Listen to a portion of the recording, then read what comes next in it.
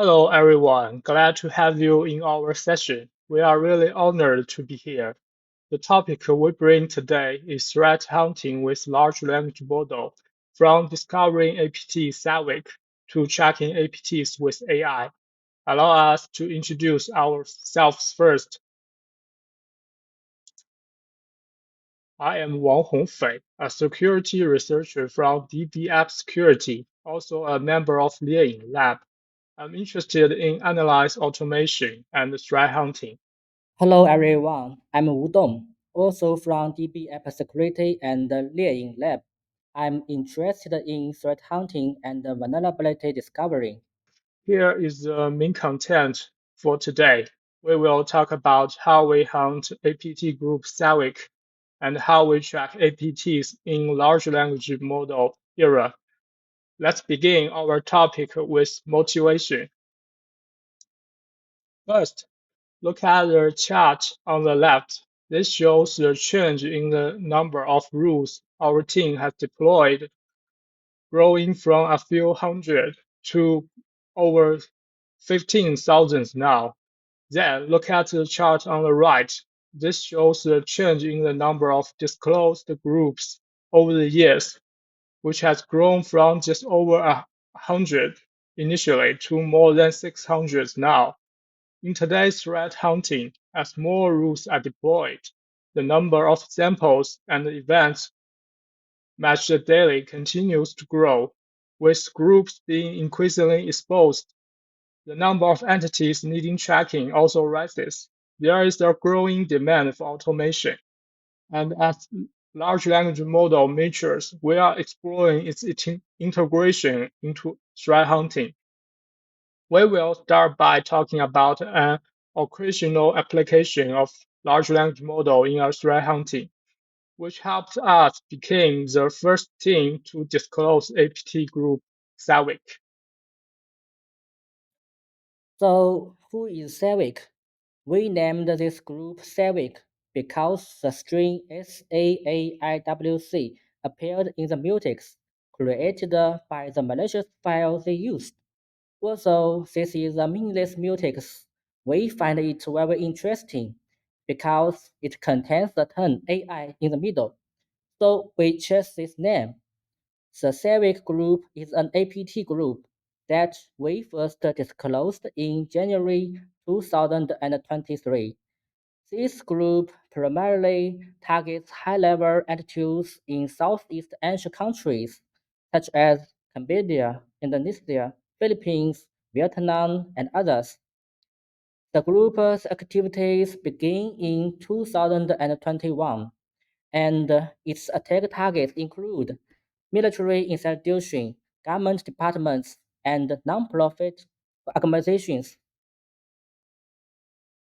At the end of 2022, we discovered a suspicious file on VirusTotal, which was hit by our hunting rule set. Here you can see the name of this suspicious file. It appears to be highly disguised, containing unique words like AJEX and DAGITPA. We then Googled these words and found multiple results linking to the Philippine military, which further attracted our interest and attention. Consequently, we conducted more technical analysis and sought additional related samples. We then attempted to group attribution. Eventually, we concluded that it can be a new APT group. Besides technical analysis, the most important part here is to find more related samples. So, are there more related samples? How can we find them?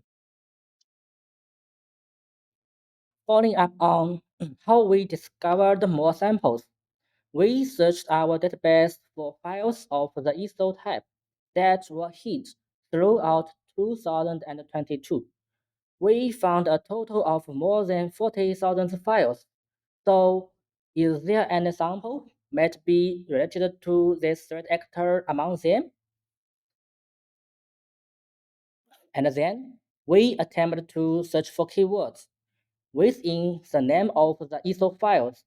You can see that The file name of the initially captured sample contains special words AJEX and DAGITPA. After conducting the search, we found only one result, which was the initial sample itself.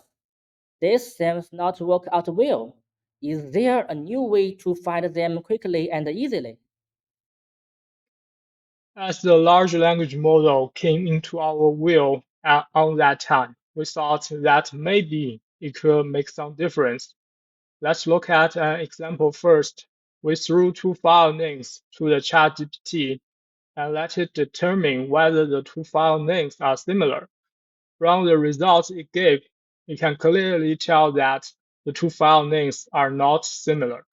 You can see it knows that the first file name seems to refer to a specific event or update. The second one refers to an invoice. So we set some recognition rules in the proper words, such as those related to military, political, academic, policy, or events, and use large language model to identify all files in batches. Large language model provided 5 results in the end. After analyzing these samples, only one was not from this threat actor. Following the group attribution, we successfully became the first team to disclose this group, thanks to the time saved by large language model in sample screening. This serendipitous attempt was a pleasant surprise for us, which made us start thinking, is there a way to conduct threat hunting based on file name? For example, look at the file list shared in the slide. Can you identify the malware just by its file name? Let's take a look.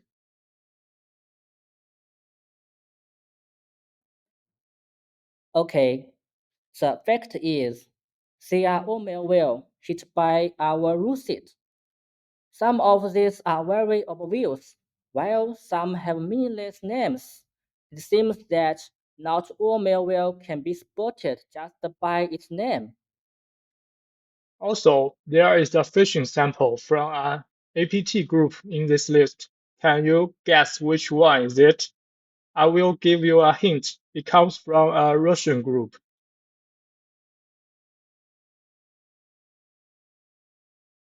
Okay, among them, the Ukrainian language link file is an APT file. There are two phishing samples here. Both of them look very suspicious, but I guess many of you can figure out the answer. So, to some extent, even if you are not a professional threat hunter, you can still guess whether a file might be a phishing file based on its file name. When you know that a batch of samples are all malwares, because phishing samples usually follow a certain pattern in their naming. I have listed some naming characteristics of phishing file names here. Most phishing file names follow these characteristics. Move on to this slide. We are looking at phishing samples from SAAIWC. These file names are crafted to trick users into opening them, and they demonstrate several key characteristics, appealing related subjects to draw victims' attention, impersonation or disguise to appear legitimate, file type deception to trick users into running malicious code, social engineering techniques to exploit human psychology. Then on this slide are phishing samples we captured from active attack activities by other APT groups involving multiple groups across various regions. For clarity, I have translated non-English file names here. It appears these APT files share naming characteristics to those distributed by SAAIWC, suggesting a pattern in phishing files used in such attacks which should somewhat distinguish them from common financial phishing file names.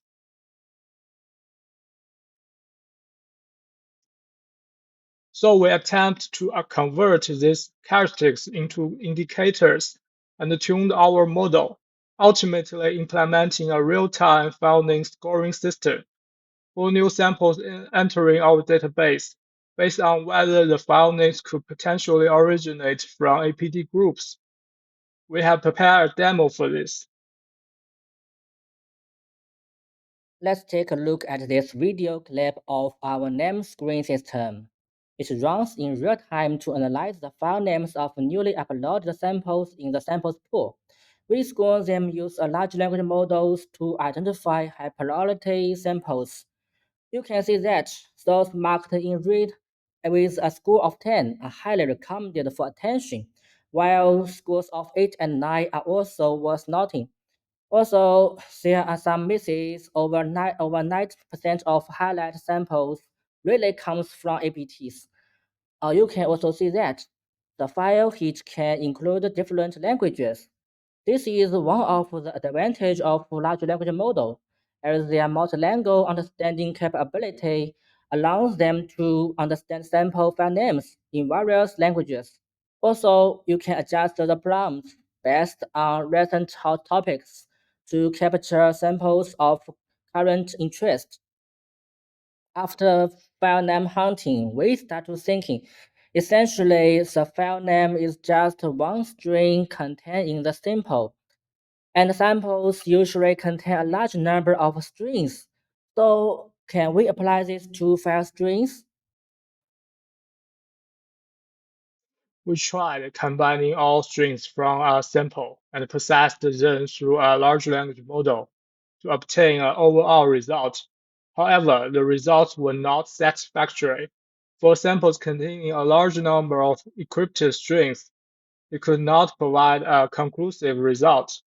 The middle sample, a wide sample containing multiple service strings, was incorrectly identified as a backdoor with service control functionality, resulting in a false positive. The last sample, containing command line operation strings, was indeed malware and correctly detected. The results were obviously not good, so we started thinking about how strings were used for detection engine. Our team often uses Yara for sample hunting, selecting a few key strings to create a Yara rule for matching more. The question then can become, can we use large language model to assist in string selection for creating Yaras? In this slide, I have listed some principles for selecting strings in Yara writing. Unique identifiers. Strings containing unique identifiers or specific markers that help distinguish the target sample from others. Indicators of malicious behavior. Strings containing references to known malicious behaviors, such as specific system call, register keys, file paths, and extra. Encryption terminology. String containing terms related to encryption algorithms, keys, or hashes, indicating that the sample may be involved in encryption or decryption operations. Wait, is this a Yellow tutorial sessions? We are on Black Hat briefing, not a beginner's Yellow tutorial. Well, this is actually a tutorial for large language model. Here we show a simplest way to tune large language model to assist with string selection. Teach it how to select strings, just like how you would teach a Yara rookie. We have tested this. The performance of large language model in string selection varies greatly, depending on whether it has been taught in this manner.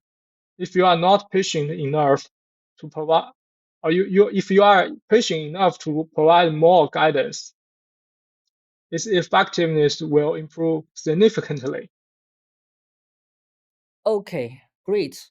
Strings are encoded bytes, and executable files also contain large numbers of bytes, which are the bytecode like this.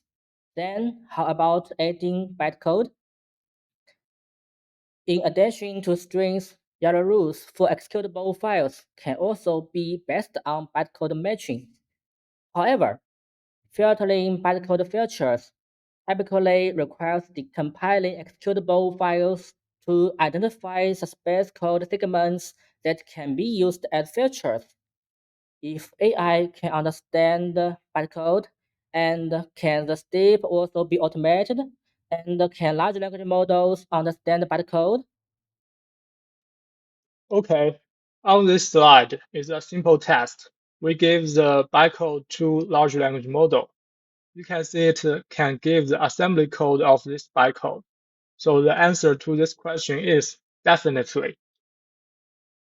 Following our previous approach, we can first outline the principles for selecting bytecode for Yara writing, like these principles are listed here. Then, like what I have done in file strings, we transit this into a tutorial for a large language model. In this way, we can also implement bytecode filtering. Up to this point, we have achieved automatic filtering of strings and bytecodes. By combining these, we can fully automate the production of good quality Yara rules. Let's take a look at our demo. We took this file for example. From this wiki command line tool, this file has already flagged as earthworm on VaristoTotal. We will provide the sample to our large language model based rule generation system. First, the string section. We score the strings, and the highest score is 46. Look at the strings here. They are all unusual and unlikely to appear in normal files. Next, the bytecode section.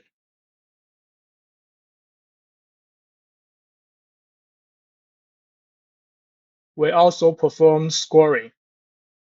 Then we can combine the strings and bytecode to form a rule.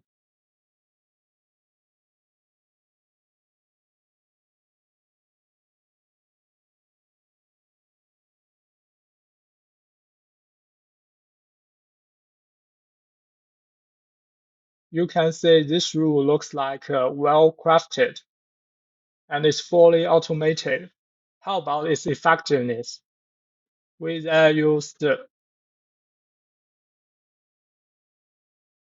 SSDeep to find samples from the same family to validate the rule's effectiveness.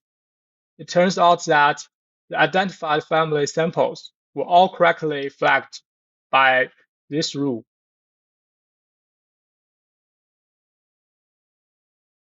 Also for the test, we can see that this matched sample also flagged the earthworm on VaristoTotal.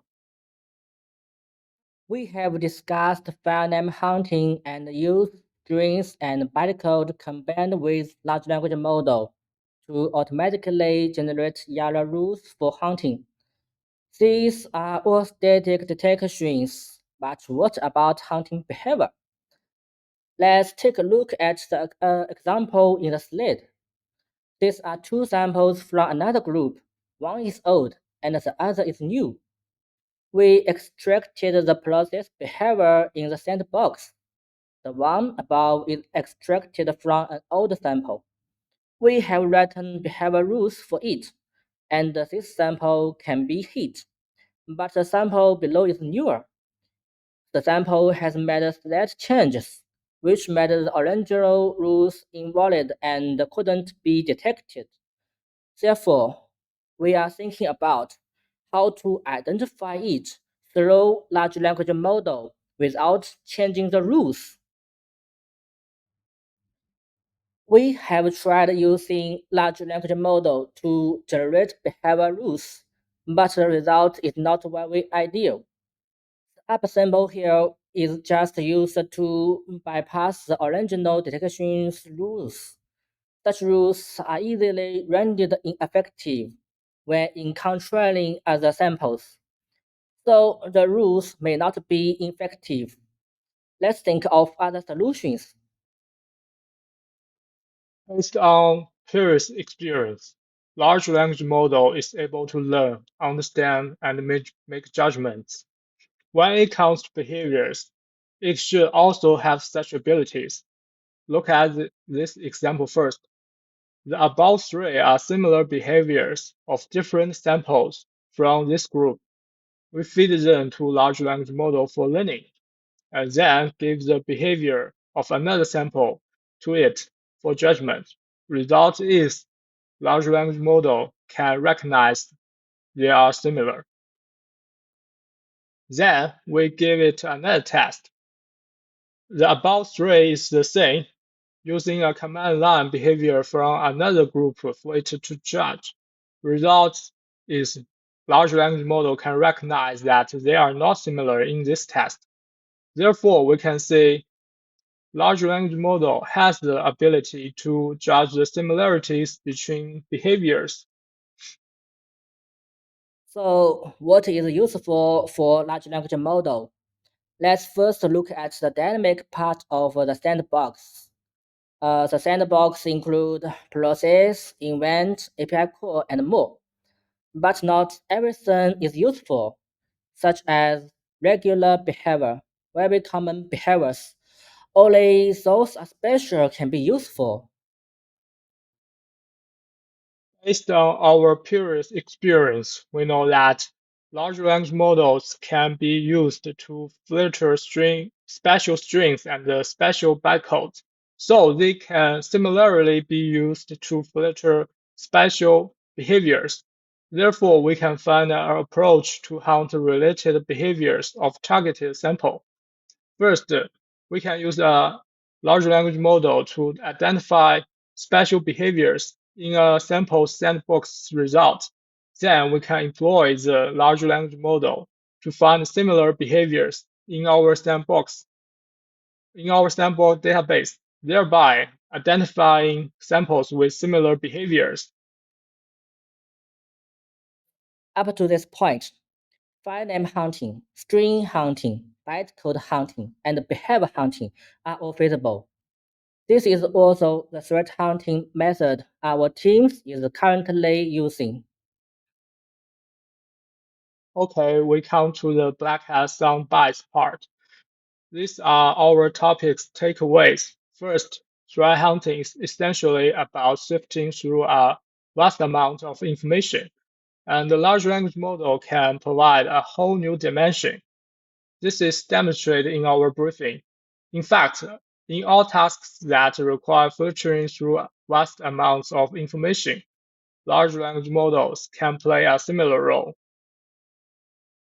Secondly, it is about the role that threat hunters can play in the large language model era. In tuning of large language models through in-context learning by threat hunters can significantly enhance their performance in threat hunting. And as LLMs evolve, our importance will not diminish. Instead, as the complexity of ICL increases, our expertise in fine-tuning large language models will become even more crucial. Last, all the rules involved in threat hunting and threat analysis that are currently known, such as Yara, Sigma, Snort, and any other rules, should be able to leverage large language models to improve efficiency. Oh, by the way, none of these slides were made by large language models.